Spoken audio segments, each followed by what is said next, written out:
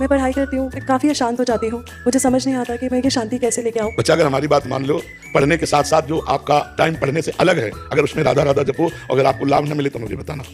और एक प्रार्थना है, इस समय जो चल पड़ी गंदगी है, girlfriend boyfriend live in relation, अगर इससे बच जाओ और नाम जब शेष समय में करो, अगर आप महान न बनने लगो तो मुझे बताना।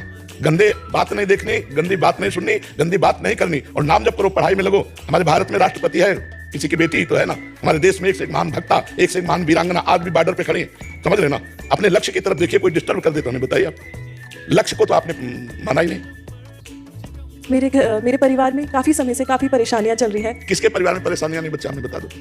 सब कोई परेशान बच्चा, इसी परेशानी से निकलने के लिए अध्यात्म है। हर वो कार्य जो शास्त्र के विरोधी है उसका त्याग और शास्त्र सम्मत कार्य तो आनंद रहता है बच्चा। अध्यात्म एक आनंद प्रदान करने वाली वस्तु है। आप समझो, आप रो क्यों नहीं?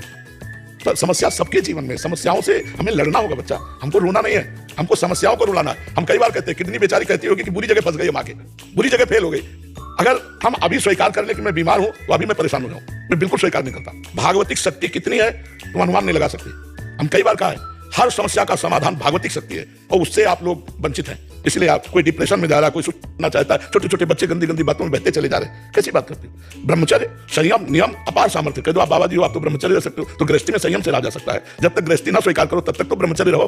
फिर आप देखो अपने जीवन को कैसा प्रकाशित होता है। तो मेरी प्रार्थना बच्चा, राधा नाम जप करो, अपनी पढ़ाई को भगवान की पूजा समझो। जो समस्या तुमसे समाधान ना हो रहा हो, एकाग्र होकर भगवान से प्रार्थना करो। भगवान ऐसा नहीं है कि वो कहीं दूर है, आपके अंदर ही है। ऐसा ज्ञान दे देंगे तुरंत समस्या का समाधान हो जाएगा।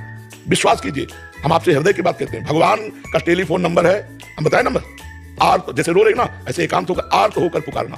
जो ही द्रौपदी ने देखा कोई सहारा नहीं, वो आर्त होकर पुकारा तो इतना वस्त्र बढ़ गया, वस्त्रावतार भगवान का हो गया कि दुशासन हार गया और बाजू से वस्त्र नहीं हटा पाया।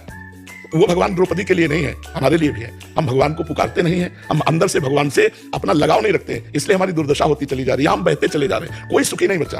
बच्चा, भगवान के आश्रय के बिना आनंद की अनुभूति नहीं हो सकती। इसलिए नाम जप करो, अच्छे बच्चे बनो और भगवान से प्रार्थना करो। हर समस्या का समाधान भगवान के पास है।